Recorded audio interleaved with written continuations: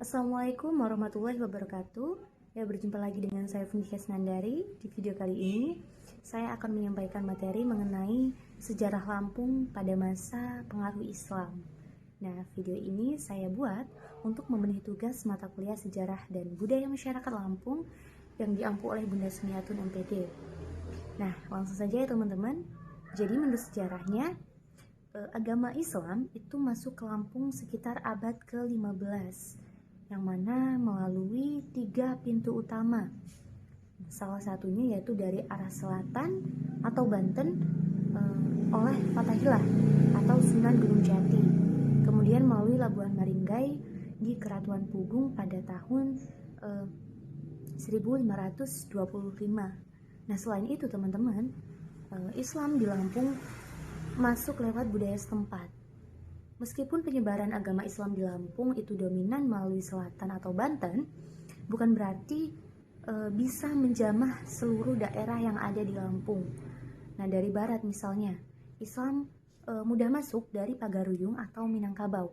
Kemudian dari utara, Islam masuk dari Palembang melalui Komering. Nah, kita akan membahasnya satu persatu masuknya Islam ke Lampung dari ketiga pintu tersebut. Nah, yang pertama dari barat misalnya teman-teman. Dari barat, Islam masuk dibawa oleh 4 putra Raja Pagaruyung Maulana Umpu Ngegalang Paksi.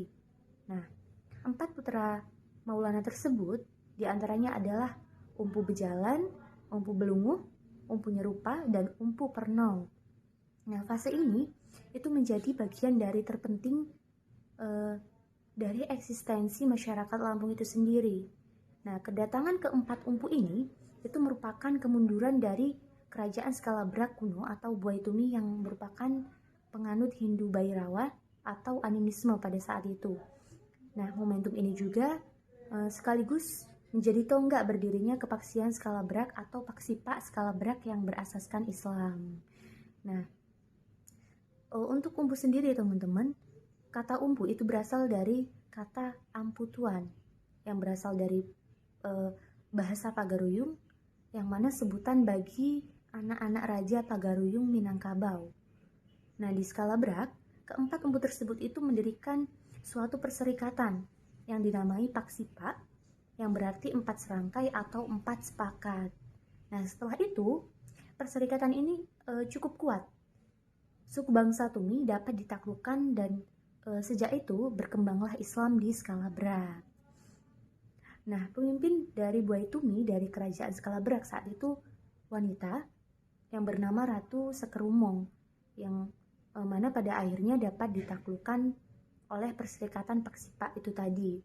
Sedangkan penduduk yang belum memeluk agama Islam itu mereka melarikan diri ke pesisir Krui dan terus menyeberang ke Jawa dan sebagian lagi ke Palembang.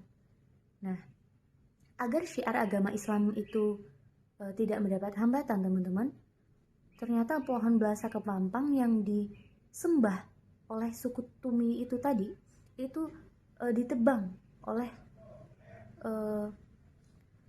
keempat Paksipa itu tadi, yang kemudian dibuatlah pepadun. Nah, pepadun itu sendiri merupakan singgasana yang hanya dapat digunakan atau diduduki pada saat penobatan saibatin raja-raja dari Paksipa Skalabrak serta keturunannya. Nah, jadi teman-teman, ditebangnya pohon belasa kepampang ini tadi merupakan pertanda jatuhnya kekuasaan Tumi sekaligus hilangnya animisme di kerajaan Skalabrak Lampung Barat. Nah, Islam sendiri teman-teman itu juga erat kaitannya dengan adat dan istiadat budaya Lampung loh. Nah, sebagian cikal bakal masyarakat suku Lampung, Paksipa itu tadi itu memasukkan nilai-nilai keislaman di dalam semua peristiwa adat. Hampir tidak ada acara adat itu yang tidak berbau Islam. Mulai dari kelahiran anak sampai perkawinan dan kematian pun itu selalu bernuansa Islam. Nah, sedangkan pengaruh agama Islam yang kedua yaitu dari arah Palembang itu masuk dari Komering. Ketika itu Palembang diperintah Arya Damar. Diperkirakan Islam masuk dari utara itu dibawa oleh Minak Kemalabumi atau yang juga dikenal dengan nama Minak Patih Prajurit. Makamnya itu berada di Pagar Dewa, Tulang Bawang Barat, yang mana bersebelahan dengan makam Tubagus Haji Muhammad Saleh dari Banten, yang juga tokoh penyebar agama Islam di daerah ini. Nah, kemudian yang ketiga, yang dari arah selatan atau Banten. Islam diperkirakan dibawa oleh Fathahillah atau Sunan Gunung Jati melalui Labuhan Maringgai sekarang namanya teman-teman, tepatnya di Keratuan Pugung. Nah, di sini konon Fathahillah itu menikah dengan putri Sinar Alam, yaitu anak dari Ratu Pugung. Nah, dari pernikahannya ini itu melahirkan anak yang diberi nama Minak Kemala Ratu, yang kemudian menjadi cikal bakal Keratuan Darah Putih dan menurunkan Raden Inten, yaitu pahlawan Lampung yang juga tokoh penyebar Islam di pesisir. Nah, mungkin itu tadi teman-teman mengenai sejarah Lampung pada masa pengaruh Islam. Semoga bermanfaat. Kurang lebihnya saya mohon maaf. Saya akhiri. Wassalamualaikum warahmatullahi wabarakatuh.